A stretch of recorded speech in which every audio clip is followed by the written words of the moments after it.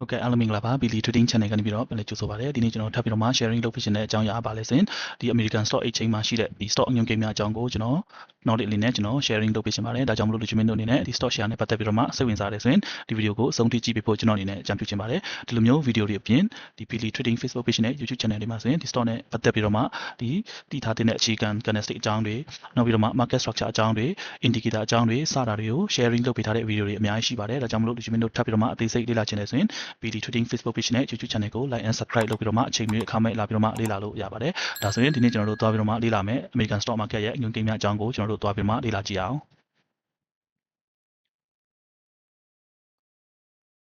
American နိုင်ငံမှာဆိုရင်ကျွန်တော်တို့ဒီ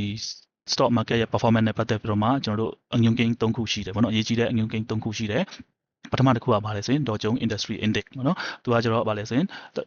်ဒီဘာလဲ company ပေါင်း30ကို track လုပ်ပြီးတော့မှဒီ company ပေါင်း30ရဲ့ performance ကို track လုပ်ပြီးတော့မှအညွှန်းကိန်းအနေနဲ့သူဖော်ပြပေးတာပေါ့နော်သူ့ကိုအတူကဘယ်လိုခေါ်လဲဆိုရင် Dow Jones DJIA ပေါ့နော်နောက်တစ်ခုကကျတော့ Nasdaq Composite Index ပေါ့နော်သူကိုကျတော့ Nasdaq Index လို့လည်းခေါ်ကြတယ်သူကကျတော့ဒီ Nasdaq ကကျတော့သူက stock exchange ပဲဖြစ်တယ်ဒီတခြားနှစ်ခုဖြစ်တဲ့ Dow Jones နဲ့ S&P 500ကကျတော့သူက index ပဲသူက stock exchange မဟုတ်ဘူးပေါ့နော်ပြီးခဲ့တဲ့ video မှာဆိုရင်ဒီ stock exchange နဲ့ပတ်သက်ပြီးတော့မှကျွန်တော် sharing လုပ်ပေးထားတာရှိပါတယ် US မှာဆိုရင် stock exchange ကနှစ်ခုရှိတယ်ပထမတစ်ခုက New York Stock Exchange ဒုတိယတစ်ခုက Nasdaq Stock Exchange ပေါ့နော်ဒီ Nasdaq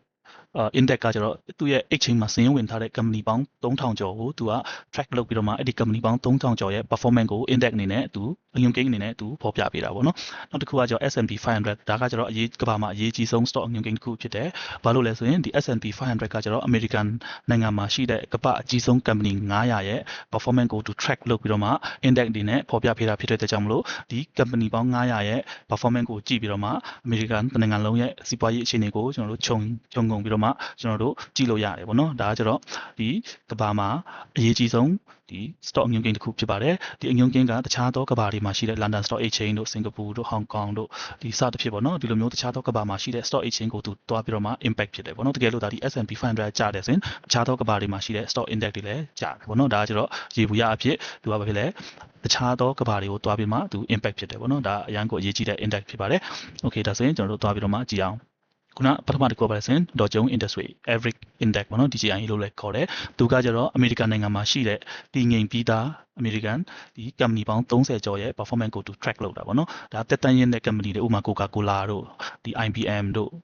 Johnson Johnson တို့ဒီလိုမျိုးအမေရိကန်နိုင်ငံရဲ့တက်တန်းရင်းတဲ့ company 30ရဲ့ performance ကိုသူ track လုပ်ပြီးတော့မှသူ index အနေနဲ့သူဖော်ပြတာပေါ့နော်ဒါကြောင့်မလို့ကျွန်တော်တို့အနေနဲ့ဒီ Dow Jones အောက်မှာရှိတဲ့ company 30ကျော်ရဲ့ဒီ performance တွေကိုကျွန်တော်တို့သွားပြီးတော့မှ analysis မလုပ်ခင်ပါဆိုရင်ကျွန်တော်တို့ဒီ Dow Jones index ကိုသွားပြီးတော့မှကြည့်လိုက်မယ်ဆိုရင်ကျွန်တော်တို့အနေနဲ့ဗာသိရလဲဆိုရင်ဒီ market တစ်ခုလုံးက bad direction ကိုသွားနေရလဲပေါ့နော်သူ up trend ကိုသွားနေရလား down trend ကိုသွားနေရလား best state ကိုရောက်နေရလဲ accumulation state လားနောက်ပြီးတော့မှဗာလဲဒီ distribution state လားစသဖြင့်ပေါ့နော်ဒီလိုမျိုးကျွန်တော်တို့အချိန်အများကြီးကိုတုံးပြီးတော့မှ company တစ်ခုချင်းစီကိုလေ့လာတာတဲ့ကျွန်တော်တို့ကဒီ company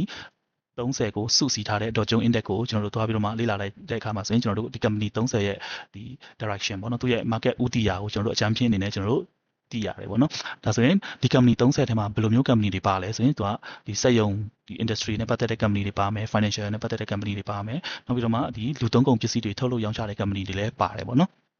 နောက်တစ်ခုကကျတော့ဗာလေအဓိကအရေးကြီးတဲ့ဒီကွာခြားချက်ပေါ့နော်ဒီ Dow Jones ကကျတော့ဒီ index ကိုသူတွက်ထုတ်တဲ့ formula ပေါ့နော် formula ကကျွန်တော်ဒီမှာတော့မပြထားဘူးပေါ့နော်အဓိကတော့ဒီဘာကြောင့်ဒီ Dow Jones ကတခြားသော S&P 500 Nasdaq နဲ့ကွာတာလဲဆိုတော့အဓိကသိစေချင်တာပေါ့နော် Dow Jones index ကိုအဓိကဒီတွက်ထုတ်ထားတဲ့ formula ကဘယ်ပေါ်အခြေခံပြီးတော့မှတွက်ထုတ်ထားတာလဲဆိုရင်ဒီ company တွေရဲ့ stock share ဈေးနှုန်းပေါ်အခြေခံပြီးတော့မှတွက်ထားဖြစ်တဲ့ကြောင့်မလို့သူကတခြားသော S&P 500နဲ့ဒီ Nasdaq ထက်ဆိုင်ပို့ပြီးတော့မှသူကပို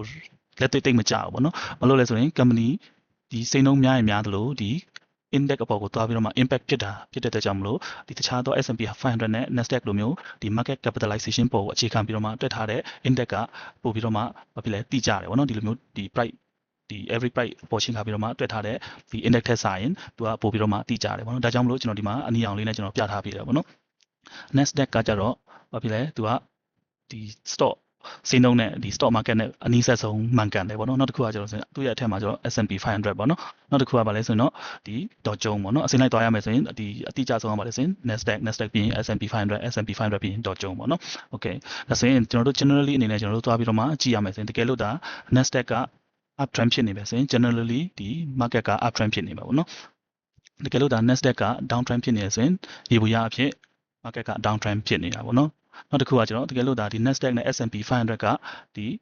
ီစေးကြခဲ့မယ်ဆိုရင်တခြားသောဒီယင်းနှိမ့်မြုပ်နှံသူတွေ trader တွေကကျတော့ဒီဒေါ်ကျုံဖက်ကိုပြန်ပြီးတော့မှလဲလာတယ်ဘာလို့လဲဆိုတော့ဒေါ်ကျုံဖက်မှာရှိတဲ့ company ကဘာဖြစ်လဲသူကအမေရိကန်ရဲ့တက်တန်ရင် company ဖြစ်တဲ့အတွက်ကြောင့်မလို့သူကပို့ပြီးတော့မှတည်ငြိမ်တယ်စိန်နှုန်းအပြောင်းလဲတွေအရင်ကြီးဟိုမြန်ဆန်မပြောင်းလဲဘူးပေါ့နော်ဒီလိုမျိုး S&P 500နဲ့ Nasdaq လိုမျိုးစိန်နှုန်းကအတက်ကြအရင်ကြီးမမြန်တဲ့အတွက်ကြောင့်မလို့တခြားသောဒီလိုမျိုးဒီ S&P 500နဲ့ Nasdaq အောက်မှာရှိတဲ့ stock ကစေးကြပြီးဆိုရင်ဒီယင်းနှိမ့်မြုပ်နှံတဲ့သူတွေကဘယ်ကိုချိန်သွားလဲဆိုရင်ဒီဒေါ်ကျုံအောက်မှာရှိတဲ့ stock တွေကိုတွားပြီးတော့မှယင်းနှိမ့်မြုပ်နှံတာမျိုး trading လုပ်တာမျိုးပေါ့နော်ဒါကကျတော့ဒီ sector rotation လိုမျိုးပေါ့နော်ဘာလို့လဲဆိုတော့ဒီဒေါ်ကျုံအောက်မှာရှိတဲ့ company ကပို့ပြီးတော့မှတည်ငြိမ်တယ်တက်တန်ရင်းတဲ့အတွက်ကြောင့်မလို့လူတွေကအဲ့ဒီ company တွေကိုတွားပြီးတော့မှယင်းနှိမ့်မြုပ်နှံကြတာပေါ့နော် okay ဒါကကျတော့ကျွန်တော်ဥပမာအနေနဲ့ကျွန်တော်ပြပေးတာပါဒါဆိုရင်ဒီ2025ပေါ့နော်ဒါကကျတော့ April မှာဆိုရင် US သမ္မတတက်လာပြီးတော့မှတစ်ကမ္ဘာလုံးကိုသူကကြီးညာလိုက်တယ်ဗါလဲဆိုတော့အမေရိကန်နိုင်ငံကိုတင်ပို့မဲ့ဒီပို့ကုန်အခွန်တွေကိုသူတိုးမြင့်ကောက်ခါမယ်လို့ကမ္ဘာနိုင်ငံအလုံးနီးပါးကိုသူကကြီးညာလိုက်တာဖြစ်တဲ့အတွက်ကြောင့်မလို့ stock market တစ်ခုလုံးကပြုံးကနေဆိုပြီးတော့မှထိုးကျလာတယ်ထိုးကျလာပြီးတော့မှဘာပြန်ဖြစ်လဲဆိုတော့သူကnegotiation ပြန်လုပ်ပြီးတော့မှအဆင်ပြေသွားတဲ့အတွက်ကြောင့် market ကပြန်ပြီးတော့မှတက်လာတယ်ဒါဆိုရင်ကျွန်တော်တို့ကဒီ EMA line ပေါ့နော်အနီရောင် line နဲ့အပြာရောင်အနီရောင် line နဲ့အစိမ်းရောင် line ကိုကျွန်တော်တို့ကြည့်လိုက်တဲ့အခါမှာဆိုရင်အစိမ်းရောင် line ကအနီရောင် line ရဲ့အပေါ်ကိုပြန်ပြီးတော့မှတက်လာတယ်ဘယ်ကနေစလဲဆိုရင်မေလအလယ်ပိုင်းမှာသူစပြီးတော့မှတောက်လျှောက်2025နှစ်ကုန်ထိနောက်ပြီးတော့မှ2026 January ထိကသူတောက်လျှောက် up trend ဖြစ်နေတယ်ပေါ့နော်ဒါဆိုရင်ဒီ2026ဒီနလပိုင်း28ရက်နေ့မှာရှေ့လေပိုင်းဖြစ်ပြီးတော့မှလောလောဆယ်ဆိုရင် market က down trend ဖြစ်နေတာပေါ့နော်ဒါဆိုရင်ကျွန်တော်တို့ကြည့်လိုက်တာ ਨੇ ဒီ Dow Jones Index က down trend ဖြစ်နေရဆိုရင်ကြံတော့ဒီကြံတဲ့ဒီ Dow Jones အောက်မှာရှိတဲ့ stock တွေရောတခြားသော market တွေရောသူကဘာဖြစ်လဲဒီ down trend ဖြစ်နေတာပေါ့နော် okay ဒါဆိုရင်ခုနကျွန်တော်တို့ပြောတဲ့ company 30ကဘာတွေပါမလဲဆိုရင် McDonald တို့ Boring တို့ပြီးဘာဖြစ်လဲဆို Nvidia တို့ပြီး Walmart တို့ Caterpillar Microsoft Coca-Cola Amazon IBM Apple Honeywell စသဖြင့်ပေါ့နော် Verizon Walt Disney JP Morgan Johnson Johnson စသဖြင့် Visa အကုန်လုံးပေါ့နော်ဒါကကျွန်တော်တကယ်တက်တန်ရင်းပြီးတော့မှတည်ငြိမ်တဲ့ company 30ကဘယ်အောက်မှာရှိလဲဆိုရင် Dow Jones Index အောက်မှာရှိတယ်ပေါ့နော် okay နောက်တစ်ခုကတော့ဗာလဲဆိုရင် Nasdaq Composite Index Nasdaq ကကျတော့ stock exchange လည်းဖြစ်တယ်ဒါကြောင့်မလို့ Nasdaq Index ကသူ့ရဲ့ exchange မှာ list လုပ်ထားတဲ့ company ပေါင်း3000ကျော်ရဲ့ performance ကိုသူ track လုပ်ပြီးတော့မှ index အနေနဲ့သူပြပေးတာဖြစ်ပါတယ်ဒါကြောင့်မလို့ဒီ Nasdaq index ကကျတော့အရန်ကိုစေးနှုန်းအပြောင်းလဲမြန်တယ်အသက်ကျမြန်တယ်သူရဲ့အောက်မှာဒီသူ့ exchange မှာ list လုပ်ထားတဲ့ company တွေကဘယ်လိုမျိုး company လဲဆိုတော့ဒီ technology company တွေ software တွေ semiconductor တွေ AI တွေနောက်ပြီးတော့ start up company တွေပေါ့နော်တက်တိစ company တွေက Nasdaq မှာ list လုပ်ထားတာဖြစ်တဲ့အတွက်ကြောင့်မလို့သူကဒီတခြားသော S&P 500နဲ့ဒီ Dow Jones ထက်စာရင်ပို့ပြီးတော့မှစေးနှုန်းအသက်ကျမြန်တယ်ဒါကြောင့်မလို့ခုနကျွန်တော်ပြောခဲ့သလိုသူကဒီတခြားသော S&P 500နဲ့ Dow Jones ထက်စာရင်ကျွန်တော်တို့ကို signal သူစောစောပို့ပေးတယ်ဘာဖြစ်လဲဆိုတော့သူကစေးနှုန်းပြောင်းလဲမြန်တာဖြစ်တဲ့အတွက်ကြောင့်မလို့သူကမြန်ပို့ပြီးတော့မှ update ဖြစ်တယ်ပေါ့နော်ဒါကြောင့်မလို့ဒီ Nasdaq ကကြတော့ကျွန်တော်တို့ကို signal စောစောပို့ပြီးတော့မှပေးတယ်ပေါ့နော် okay ဒါဆိုရင်ဒီ index 3ခုစလုံးကတော့ဒီ pattern ကတော့အတူတူပဲပေါ့နော်ဒီမှာကျွန်တော်တို့ကြည့်လိုက်တဲ့အခါမှာဆိုရင်ဒါလည်းဘာဖြစ်လဲဒါကကျွန်တော် April မှာခုနဒီအမေရိကန်နိုင်ငံကိုဒီပို့ကုန်အခွန်တွေကိုတိုးမြင့်ကောက်ခါမယ်လို့ပြောလိုက်တဲ့အတွက်ကြောင့်မလို့သူက index ကကျလာတယ်ပြီးတော့မှပြန်ပြီးတော့တက်သွားတယ်ဒီမှာကျွန်တော်တို့ကြည့်လိုက်တဲ့အခါမှာဆိုရင်လည်းဒီမှာဆိုရင်ကျွန်တော်တို့ကဒီမှာခုနဗာလဲတော့ကျုံထက်ဆိုင်သူကပို့ပြီးတော့မှ market ကိုဟို reflection စောစောပို့ဖြစ်တယ်ပေါ့နော်ဒီမှာကျွန်တော်တို့ကြည့်လိုက်တဲ့အခါမှာဆိုရင်ဒီ February ဒီ January လကုန်ကလေးကသူကစပြီးတော့ပြန်ကျနေပြီပေါ့နော်တော့ကျုံကိုကျွန်တော်တို့ပြန်တော့ကြည့်လိုက်တဲ့အခါမှာဆိုရင်သူက February ပထမပတ်ဒုတိယပတ်မှာသူစကြတယ်ဒါပေမဲ့ဒီ Nasdaq ကိုကျွန်တော်တို့တော့ကြည့်လိုက်တဲ့အခါမှာဆိုရင်သူက February မတိုင်ခင်ဒီ January နောက်ဆုံးပတ်လောက်မှာသူကစပြီးတော့မှကျနေပြီပေါ့နော်ဒီအရှိလေပိုင်းပဋိပက္ခမဖြစ်ခင်မှာသူကစပြီးတော့မှကျနေပြီဒါဒီနှစ်ခုရဲ့ကွာခြားချက်ပေါ့နော်ဒီ Nasdaq ကကျတော့မြန်ဆန်ကျွန်တော်တို့ကိုပို့ပြီးတော့မှ update ပေးတယ်ပေါ့နော် okay နောက်တစ်ခုကကျတော့ S&P 500ဒါကကျတော့ကမ္ဘာမှာအရေးကြီးဆုံး stock index တစ်ခုပေါ့နော်ဘာလို့လဲဆိုရင်ဒီ company ကကျတော့ American တနည်းအားဖြင့်ကမ္ဘာလုံးမှာရှိတဲ့အကြီးဆုံး quality အကောင်းဆုံး company 900ကိုစုစည်းပြီးတော့မှအဲ့ဒီ company 900ရဲ့ performance တွေကို index အနေနဲ့သူပြပေးတာဖြစ်တဲ့အတွက်ကြောင့်မလို့ဒီ S&P 500ကကမ္ဘာလုံးရဲ့စီးပွားရေးအခြေအနေကိုသူခြုံငုံပြီးတော့မှဒီလွှမ်းမိုးထားတယ်ပေါ့နော်ဒါကြောင့်မလို့ S&P 500 index တက်တယ်ဆိုရင်ကျွန်တော်တို့ကဒီကမ္ဘာလုံးမှာရှိတဲ့ stock market တွေတက်တယ်လို့ကျွန်တော်တို့ generally ရေဘူးရအဖြစ်ကျွန်တော်သတ်မှတ်လို့ရတယ် S&P 500ကျတယ်ဆိုရင်သူကကမ္ဘာလုံးမှာရှိတဲ့ stock market တွေကျတယ်လို့ကျွန်တော်တို့ရေဘူးရအဖြစ်သတ်မှတ်လို့ရတယ်ဒီ S&P 500ထဲမှာကျတော့ဘယ်လိုမျိုး company တွေပါမလဲဆိုရင်ဒီ technology company ပါမယ် financial ပါမယ်အစုံပေါ့နော်ဒီအကြီးဆုံး company 900ကိုသူက track လောက်တာဖြစ်တဲ့အတွက်ကြောင့်မလို့သူကတော့ကျုံထက်ဆိုင်ရင်ပို့ပြီးတော့မှတည်ကြတယ်ဘာလို့လဲဆိုတော့ သူက market capitalization ပေါ်အခြေခံပြီးတော့မှတွက်ချက်ထားတာဖြစ်တဲ့အတွက်ကြောင့်မလို့သူကဒေါ်ကျုံထက်ဆိုင်ရင်ပို့ပြီးတော့မှတည်ကြတယ် Okay ဒါဆိုရင်သူ pattern ကတော့အတူတူပဲပေါ့နော်ဒီမှာကျွန်တော်တို့ကြည့်လိုက်တဲ့အခါမှာဆိုရင်လည်းဒီ pattern တွေ US ဒီနိုင်ငံမှာရှိတဲ့ဒီ stock index တွေရဲ့ pattern တွေကအတူတူပဲဒါပေမဲ့မတူတာပါဆိုရင်ကျွန်တော်တို့ကို early signal ဘယ်ဟာပို့ပြီးတော့မှပေးလဲဆိုရင်ကျွန်တော်တို့ Nasdaq ကပထမဒီ S&P 500ကဒုတိယနောက်တစ်ခုကပါရင်ဒေါ်ကျုံကတတိယပေါ့နော်ဒေါ်ကျုံကနေတယ်ဒါပေမဲ့သူကပို့ပြီးတော့မှတည်ငြိမ်တယ်ပေါ့နော်တခြားတော့ S&P 500နဲ့ဒီ Nasdaq ကကျတော့စေနှုန်းအတက်ကြအများမြန်တယ်ကျွန်တော်တို့ကို overall အနေနဲ့သူက early signal ပေးတယ်ပေါ့နော်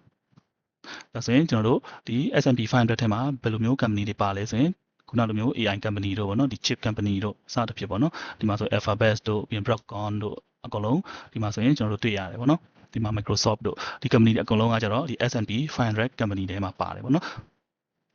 ဗီဒီယိုလေးနည်းနည်းတော့ရှည်သွားပြီပေါ့နော်ဒါကြောင့်မလို့ကျွန်တော်ဒီဗီဒီယိုကိုကျွန်တော်အဆုံးမသတ်ခင်မှာကျွန်တော်ထပ်ပြီးတော့မှ recap လုပ်ရမယ်ဆိုရင်ဒီနေ့ကျွန်တော်တို့လေ့လာခဲ့တာပါလဲဆိုရင် American Stock Exchange မှာရှိတဲ့ဒီ stock အညွှန်းကိန်း3ခုပေါ့နော်ဒေါ်ကျုံရယ် Nasdaq ရယ် S&P 500ရယ်ဆိုပြီးတော့မှ3ခုရှိတယ်ဒီထဲမှာမှဒေါ်ကျုံကကျတော့အမေရိကန်နိုင်ငံမှာရှိတဲ့တက်တန်ရင်ပြီးတော့မှတည်ငြိမ်ပြီးသား company 30ကိုသူက tracking လုပ်ပြီးတော့မှ performance ဒီ company 30ရဲ့ performanceကို track လုပ်ပြီးတော့မှ index အနေနဲ့သူကဘာဖြစ်လဲဖော်ပြတယ်သူ့ကိုတွက်ထုတ်တဲ့ပုံတင်နည်းအပဲပေါ့အခြေခံပြီးတော့မှတွက်ထုတ်တာလဲဆိုရင်ဒီ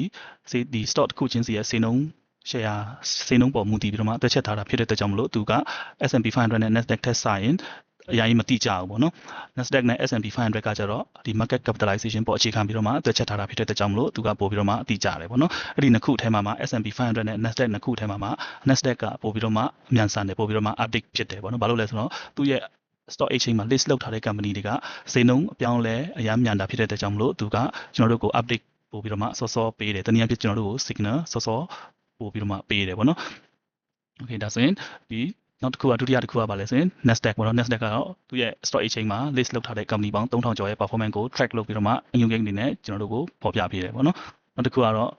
S&P 500ဒါကျတော့ကမ္ဘာပေါ်မှာအရေးကြီးဆုံး stock index တစ်ခုဖြစ်တယ်သူကကမ္ဘာပေါ်မှာတနည်းအားဖြင့်အမေရိကန်နိုင်ငံမှာရှိတဲ့အကောင်းဆုံး company 900ရဲ့